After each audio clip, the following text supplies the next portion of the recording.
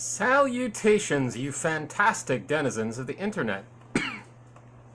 This is Dr. Naira A. Bakalian, and you are watching a special video romp with your favorite history dyke. So, I've been asked to speak to you today by an old friend who wants me to do a video for the purposes of his class, but this isn't just for them. This is for anyone in particular who wants the quick and dirty introduction to a very good question in modern Japanese history, which is, what is the Meiji Restoration? Fair question. This is a term that is used a lot, and I am convinced that there really isn't enough critical engagement with the complexity of the term. We sort of use it as a shorthand without really stopping to consider what does it really mean. So I'm going to help you think a little bit more broadly about that today. The Meiji Restoration is what's called Meiji Ishin in Japanese.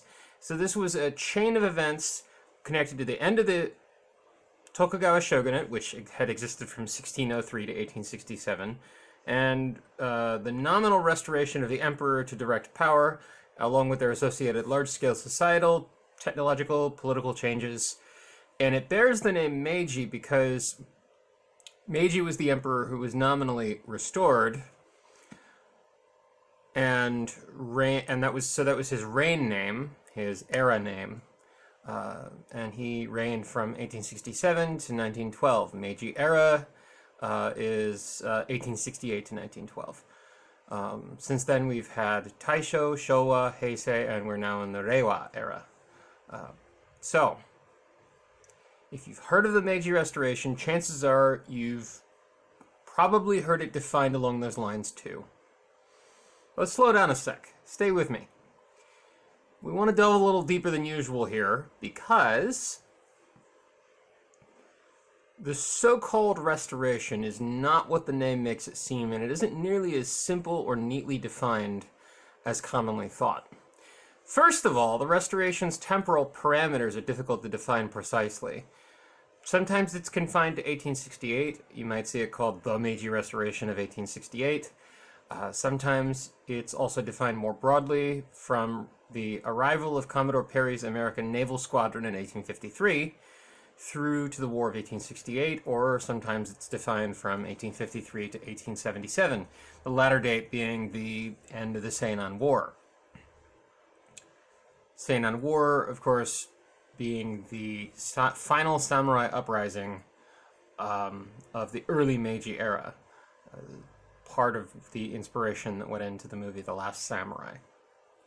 Personally, my inclination is toward defining it from 1853 to 1877 because it encompasses not just the nominal restoration of the emperor in 1868, but the national and international political events that shook the shogunate, made it implode, and eventually also involved the early consolidation of the new modern imperial government's power and control. So again, slow down. Stay with me. Notice how the part that's nominal restoration is just one thing among many. It's not just about the emperor. I keep using the word nominal here, too. In practice, it was anything but. The emperor was the ultimate source of political legitimacy in Japan for centuries upon centuries. But he hadn't exercised direct political control in all of that time. The Tokugawa shogun, all the way up until the final shogun Yoshinobu, received his title from the emperor, but the shogun controlled the military and political power in Japan, and the emperor didn't really have a choice. After a meticulously planned coup d'etat following the death of Emperor Koimei and the enthronement of the Emperor Meiji, there came a new government which called itself imperial, and took power in 1868 during the bloody civil war, the Boshin War, of 1868 to 69. All it did was swap the shogun for a coalition of clans from southwestern Japan, which went on to dismantle the feudal system and establish the modern empire, the modern Japan that we know of today.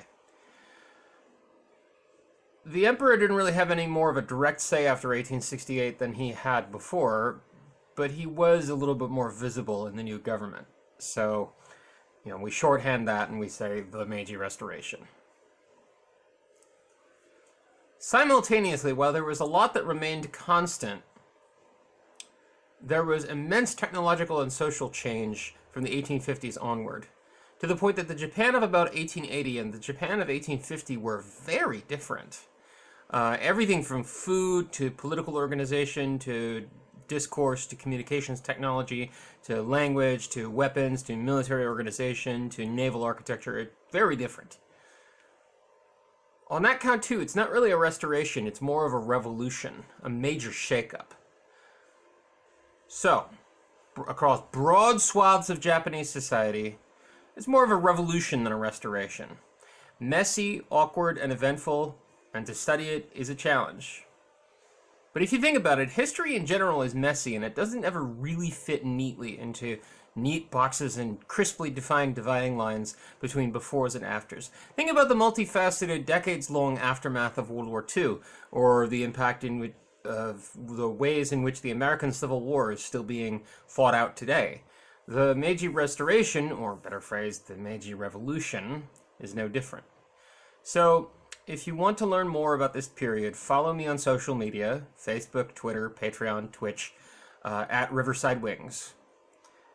This period of history was my expertise in graduate school, and it remains the focus of my history writing and podcasting. If you're wanting a good introductory book on the topic, take a look at Donald Keen's Emperor of Japan, Meiji and His World, or Jansen and Rosman's book, Japan in Transition from Tokugawa to Meiji. There's also lots of other work out there. There's no shortage. Some of it is maybe a little bit hard to get a hold of because it tends to be written for academics, but there's a lot out there and a lot of it is accessible. And also bear in mind, there's more than you might think on archive.org. Period writing in particular, even in English, from this era. So don't be afraid to poke around. So, that's my little spiel about the Meiji Restoration. Now, questions?